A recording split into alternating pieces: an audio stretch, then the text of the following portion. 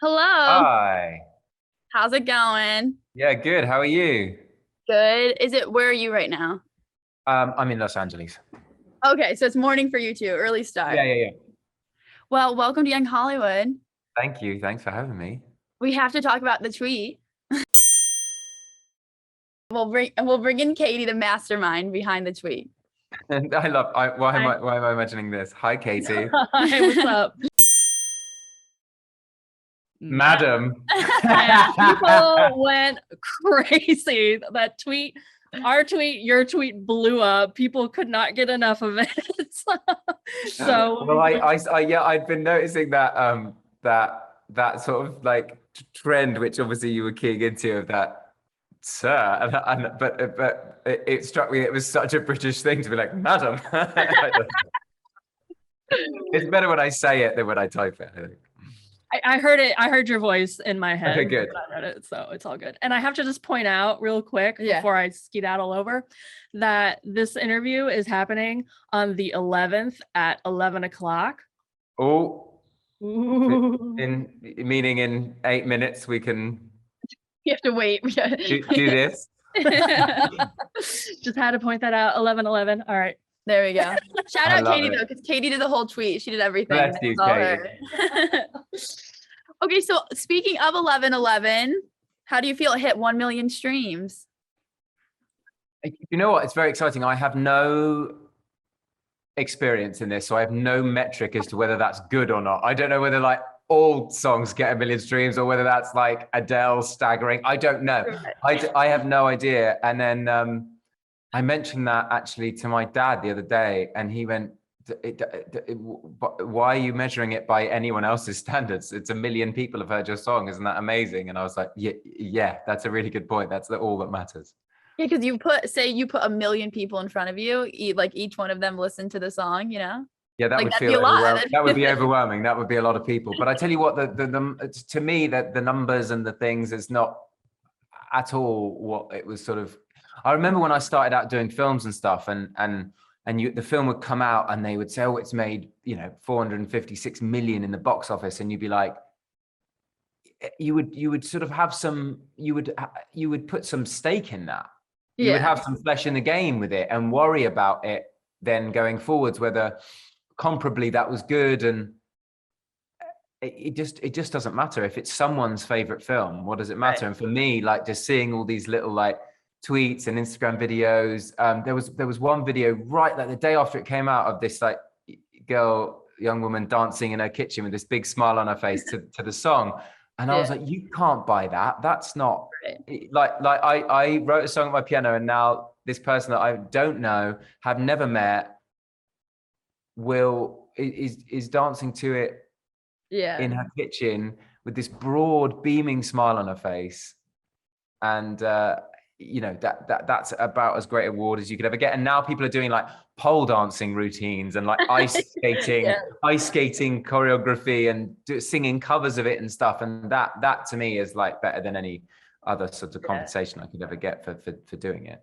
And that's so cool because this is kind of like you're just getting into music and you're not really sure like what comes from it and everything because of your acting background. So it's like this is a new world, so it's fun as it's happening for you. Yeah, it's really fun. I obviously had sort of signed up to music things about 20 years ago, and I Yeah. really wanted to kind of make a go of it in terms of doing some big band jazz or some, I wasn't quite sure pop bands. Well, I wasn't quite sure what it was that I wanted to do with it. But I knew I wanted kind of music in my life, and I've been really lucky in that a lot of the films that I've done have had music Incorporated. twists to them. And yeah, exactly, I've been able to sing on soundtracks, but it was always kind of doing an impression of Right. somebody. It was always kind of singing in someone else's voice. Even when I was at school and stuff, I would do these Sinatra tribute concerts and Stevie Wonder soul nights, and I would always be singing, doing impressions of people. And obviously in my acting life, I'm sort of trying to inject little pieces of myself into characters that I'm playing, but I'm pretending Yeah. to be someone else. Whereas it's the For first thing that you. I've done that it's really just me and from me. And it was almost like essential for me, actually. Yeah. I reached a point in my life where I was like, I have to make something honest. I have to make something from me, not pretending to be anyone else, and just like stick it up into the world. Do you know what I mean? Yeah, you just forgot that. That's so good. And for you, what is the meaning behind 1111? What inspired that song? I think, you know, I mean, in terms of the 1111 of it, it's, you know, I'm not a particularly kind of spiritual person, not a particularly like, I would say superstitious Yeah. or anything like that. But I think I believe in this sort of like, you know, that syndrome of where someone tells you about something and then then you see it absolutely Everywhere. Literally everywhere. you see, you know, someone tells you you try a new drink and suddenly there's billboards for it everywhere, and I've never even heard of that before. Yeah. And it was a little bit like that. And you know, as soon as someone tells you that, oh, 1111 is like a mirror number and you should make a wish, or Wish, it seems to be 1111 more than twice a day after someone tells you about it. Yeah. And I just got into this little habit of like making a wish for somebody. You know, it's just sort of whoever I would be thinking of if I had a friend that was struggling or whatever it Yeah. might be. And I just got into the habit of it because I wasn't raised in a particularly religious way. I don't pray, you know, whatever. But it was just a sort of sweet thing I got into. I sort of started doing when I noticed it. Yeah. But I think that I like songs which are general in terms of thematically that people can relate to something in their life. And in this case, obviously, it's a song about, you know, loving someone to the point of even if you can't sort of be with them, you're still kind of sending all your, you know, all your positivity and all of your hopefulness in their direction. But I also like it when songs have very specific details to them because you never know who that might connect with. And I also think like good storytelling is just like specific. So it's kind of, you know, you take little details from your own life and then you sew them into themes that feel a bit broader and a bit bigger. And like, you know, I don't know what any of my favorite songs in the world. I don't know who they're about, what they're about, who they're written for. But I know what they mean to me and I know what I relate them to in my life. And that's why it's so exciting to see that young woman dancing in her kitchen because she's smiling because there's something in it that's She's doing making the her feel same a that you certain would way with song. about herself. Yeah. Yeah. For 1111, okay, so say you see when you do see it during or throughout the day, do you make wish? Like, do you make wishes? Do you make a wish? Yeah, if I see it's 1111, I'll like shut my eyes for a second. But you have to notice it. You can't like wait. You can't like see it's 1108 and then like wait. You have to you just have you have to notice it. Has any of your wishes that you wished on 1111 before in your life you think came true? Maybe in a way. You don't have to tell us what the wish was because then that ruins it. It's not that it's more that I wish like, you know, I'll kind of I wish for small things. I wish for like, I hope that person doesn't worry about that problem too much, or I hope, you know, that kind of thing. Mm-hmm. And you they come true a lot because there's a sort of a bit of a theme stitching through the EP that I've got coming out on Friday, which is, you know, it's 1111. Make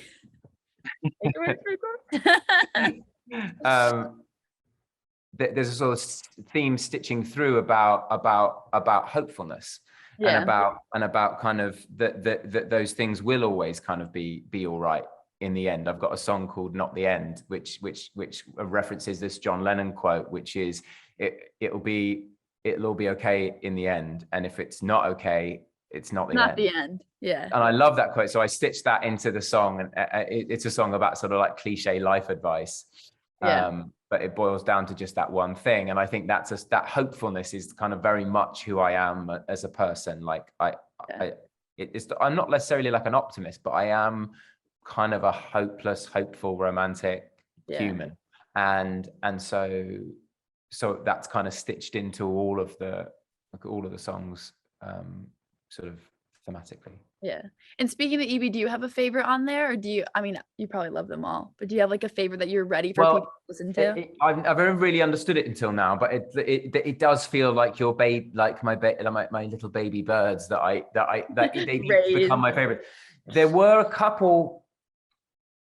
I'd say there were 2 or 3 of the 5 that were I always felt sure about. And then there was a couple that needed to go through different transitions, and I needed to like add strings to, or add like horns to, or like one of them was a really slow song and it didn't work until we like doubled the tempo of it and like gave it like this St. Paul and the Broken Bones, like horns and drums, and like I was like, oh no, this is a fun song. I thought it was a sappy song because I think everything's like just and your feels like that, but it's not. This is the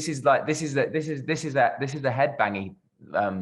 This is a groover, this one. Can I say groover? How old do I sound when I say the word groover? I'm pretty old, maybe. Yeah, No. yeah, Like pretty a young, old. like a young old. Yeah, like I feel like maybe, there is like this a joke good on vibe. there was this joke on the show that I do on Netflix called Shadow and Bone. It has like a quite young cast all in their 20s. You're like and in the set, like. and I'm 40 now, and I felt like when I turned up, I felt there's this like GIF. See, still don't know. Yeah.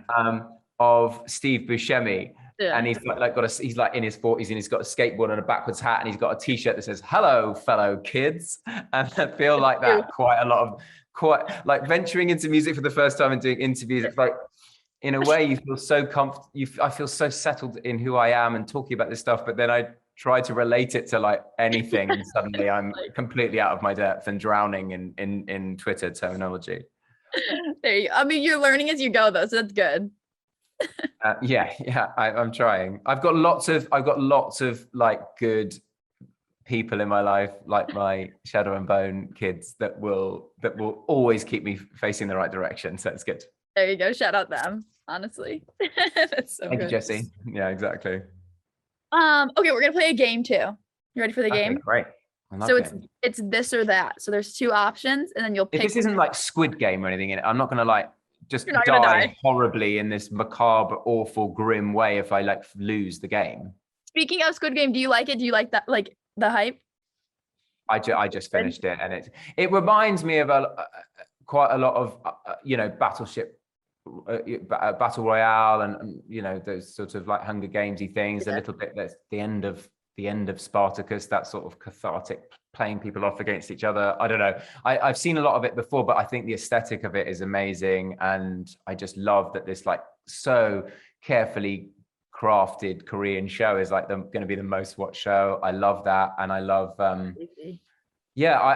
really like shows like that, and I like how like strong the metaphor is in terms of like the representation of its country and what it wants to say, and it's got riveting and amazing acting. So yeah, I'm down with it. Down with it. See, there's another one. Can I say that? No, I don't know. That's good. That's good. Like I'm down. Fine.